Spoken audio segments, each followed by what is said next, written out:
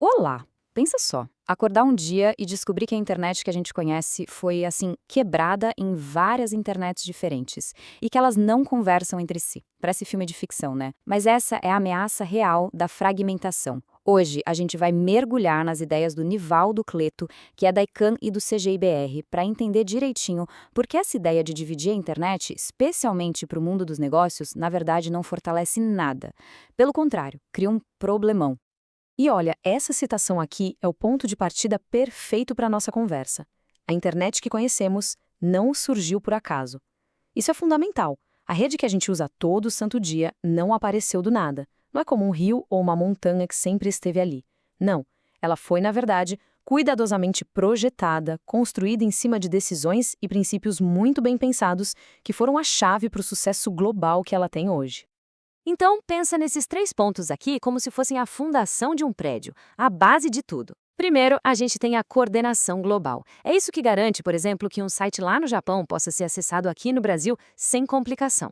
Segundo, uma infraestrutura neutra. O que isso quer dizer? Que a rede não pode favorecer uma empresa e prejudicar outra. E por último, mas super importante, um diálogo aberto entre todo mundo que participa. Foi essa combinação, essa fórmula, que permitiu o nascimento da economia digital que a gente conhece e vive hoje. Tá, mas se tudo foi tão bem construído, qual é o risco agora? Bom, o problema é que, de uns tempos pra cá, essa ideia de fragmentar a internet começou a ganhar força. Muitas vezes ela vem com uma roupagem bonita, sabe? Disfarçada de solução para problemas de segurança ou de soberania nacional.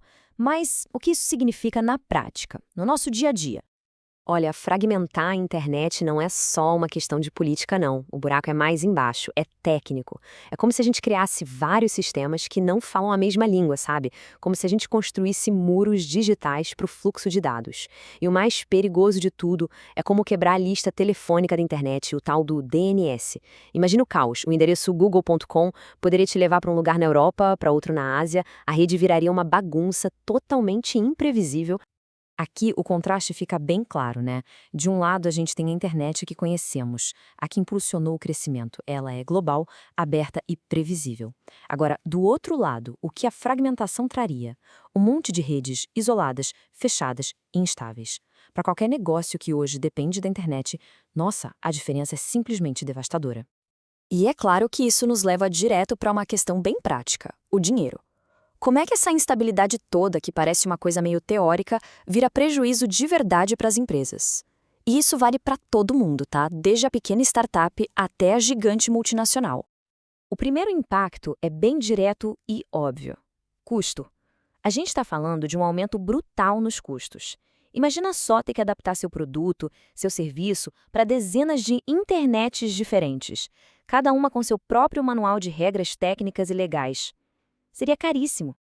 O segundo ponto é a insegurança. Pensa num cenário fragmentado. Se der um problema, a quem se recorre?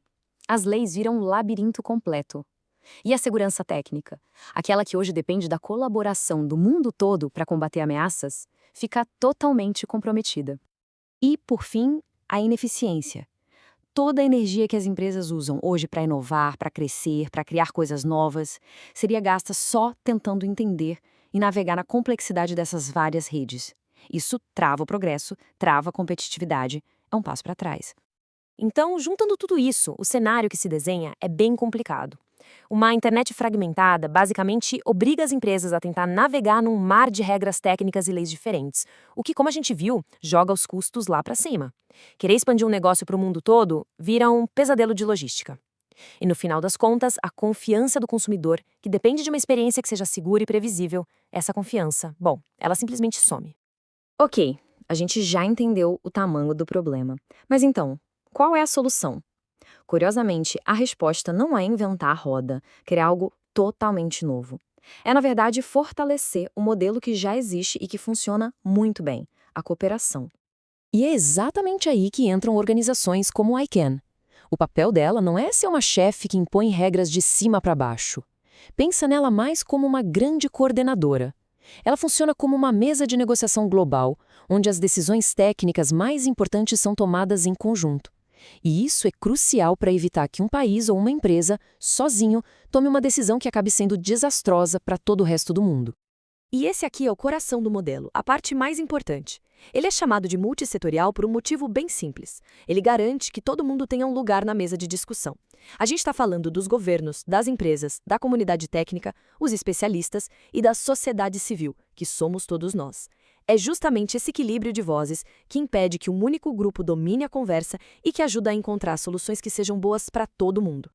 E olha, essa citação aqui resume perfeitamente a ideia. O diálogo entre todas essas partes é capaz de criar soluções que são mais maduras, mais técnicas e principalmente mais sustentáveis. A história já mostrou isso várias vezes. Conversar e cooperar gera resultados muito melhores do que qualquer tentativa isolada de um país ou de uma empresa de resolver um problema que é global. Bom, vamos então caminhando para a conclusão desse raciocínio. A ideia de que dividir a internet vai resolver os problemas dela, isso na verdade é uma falsa promessa. É uma solução que parece simples, mas não é. E claro, ninguém aqui está dizendo que a internet é perfeita. Longe disso. Existem desafios gigantescos, reais: segurança, privacidade, a concentração de poder em poucas empresas, a desinformação. São preocupações muito legítimas. E é justamente por causa desses problemas que o discurso da fragmentação acaba ganhando força. Mas aí vem a pergunta de $1 milhão. Será que quebrar a infraestrutura em pedacinhos resolve de verdade algum desses problemas? A resposta é um sonoro não. A fragmentação, na verdade, não elimina risco nenhum, ela só muda o risco de lugar ou esconde ele. Na prática, o que ela faz é punir os menores, as pequenas empresas, os usuários comuns, que não têm como bancar toda essa complexidade, e acaba favorecendo as gigantes, que podem oferecer soluções fechadas e bem menos transparentes. E aqui a gente chega no ponto central de tudo isso. Defender uma internet que seja única e aberta não tem a ver com ideologia. Não é uma bandeira política. É uma questão de pragmatismo. É simplesmente defender um sistema que, olha, com todos os seus defeitos, funciona incrivelmente bem há décadas. No fim das contas, a mensagem é bem clara. A internet que funciona, a que a gente conhece, é essa, global e conectada. O nosso desafio não é quebrar o que já está funcionando, mas sim melhorar a cooperação para resolver os problemas que existem, sem destruir a base que fez dela algo tão poderoso. Então, a questão que fica no ar é: a gente vai escolher o caminho da colaboração para consertar o que precisa ser consertado? Ou vamos deixar o medo nos levar a quebrar uma das maiores invenções da história da humanidade?